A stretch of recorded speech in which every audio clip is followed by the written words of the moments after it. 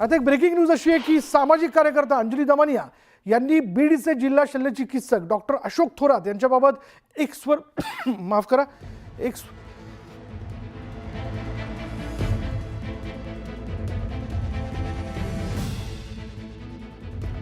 अंजली दमानिया यांनी बीडचे जिल्हा शल्य चिकित्सक डॉक्टर अशोक थोरात यांच्याबाबत एक्सवर पोस्ट करत काही सवाल उपस्थित केले।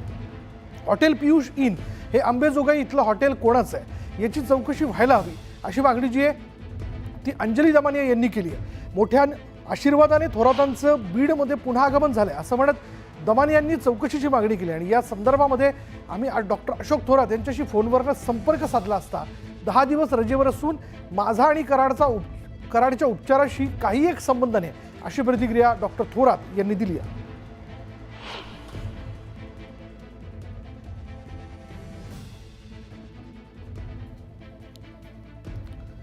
दमानियांनी काय ट्विट केलंय ते देखील आपण जाणून घेऊयात।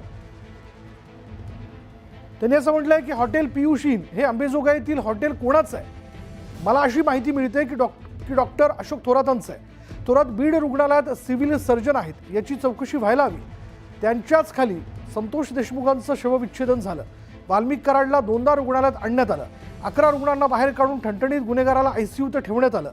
थोरात पूर्वी आरोग्यमंत्री विमल मुंदडांचे ओएसडी होते, मग बीडहून नाशिकला बदली केली आणि आता मोठ्या आशीर्वादाने पुन्हा बीडमध्ये आगमन झालंय।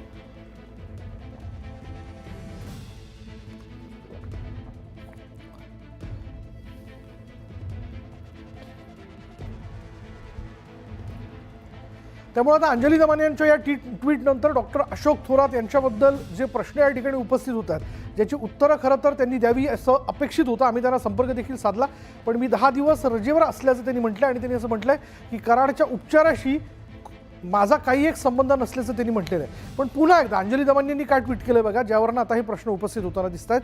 हॉटेल पियुष इन हे अंबेजोगाईतील हॉटेल कोणाचं आहे। मला अशी माहिती मिळते की डॉक्टर अशोक थोरातांचं आहे। थोरात बीड रुग्णालयात सिव्हिल सर्जन आहेत याची चौकशी व्हायला हवी। यांच्याच खाली संतोष देशमुखांचं शवविच्छेदन झालं। वाल्मिक कराडला 2दा रुग्णालयात आणण्यात आलं। 11 रुग्णांना बाहेर काढून ठणठणीत गुन्हेगाराला आयसीयूत ठेवण्यात आलं। थोरात पूर्वी आरोग्यमंत्री विमल मुंदडांचे ओएसडी होते, मग बीडहून नाशिकला बदली केली। आता मोठ्या आशीर्वादाने पुन्हा बीडमध्ये त्यांचं आगमन झालंय।